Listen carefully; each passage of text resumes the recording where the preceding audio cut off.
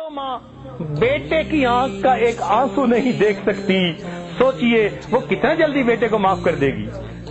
ماں کو منانے کے لیے چل کے آنا پڑتا ہے، معافی مانگنی پڑتی ہے، پاؤں پکڑنے پڑتے ہیں، آنکھوں سے آنسو بہانے پڑتے ہیں۔ مگر ایک ذات اور بھی ہے، اگر ایک بندہ ساری زندگی گناہ کرتا رہے مگر اپنے گناہوں پر کہیں بیٹھے بیٹھے دل میں نادم اور شرمندہ ہو جائے، حدیث پاک میں آتا ہے الندم توبۃ، دل میں نادم اور پریشان ہو گیا، دل میں پشیمان ہو گیا، زبان سے فکرہ نہیں بولا، زبان سے معافی نہیں مانگی، چل کے مسجد کی طرف نہیں آیا، وہ پروردگار کتنا کریم ہے، فقط دل کی ندامت پر اس بندے کے گناہوں کو معاف فرما دیتا ہے۔ تو معلوم ہوا کہ جتنا اس دنیا میں اللہ تعالیٰ کو منانا آسان ہے، کسی کو منانا اتنا آسان ہے، اس لیے کہ جو محبت اللہ تعالیٰ کو بندے کے ساتھ ہے وہ محبت کسی کو بندے کے ساتھ ہے۔ اس دنیا میں ہر کوئی نیکوں سے پیار کرتا ہے، ہر کوئی اچھوں سے پیار کرتا ہے، بروں سے پیار کرنے والی ایک ماں ہے۔ اولاد بگڑ جائے وہ کہے گی یہ نصیب بچوں کے، میں تو ماں ہوں، میں کیا کروں۔ بروں سے محبت کرنے والی اس دنیا میں اگر کوئی ہستی دیکھنی ہے تو وہ ماں کی ہستی ہوتی ہے۔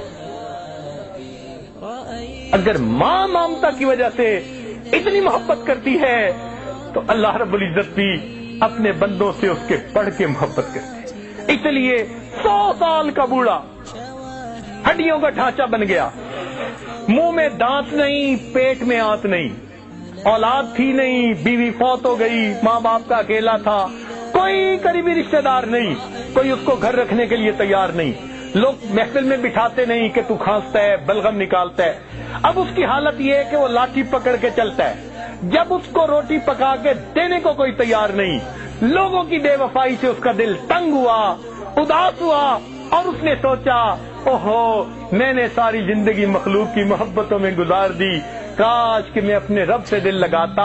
اس 100 سال کی عمر میں لاٹھی پکڑ کے اپنی جھکی کمر کے ساتھ ہانپتا ہوا، کانپتا ہوا اگر وہ اپنے رب کے در کی طرف چلتا ہے تو اللہ رب العزت اس بندے کو تانا نہیں دیتے، تو نے اپنا جمال کہاں ضائع کیا، اپنا مال کہاں ضائع کیا، کیا ہے تمہارے پلے، اب تمہیں یہ وقت یاد آیا۔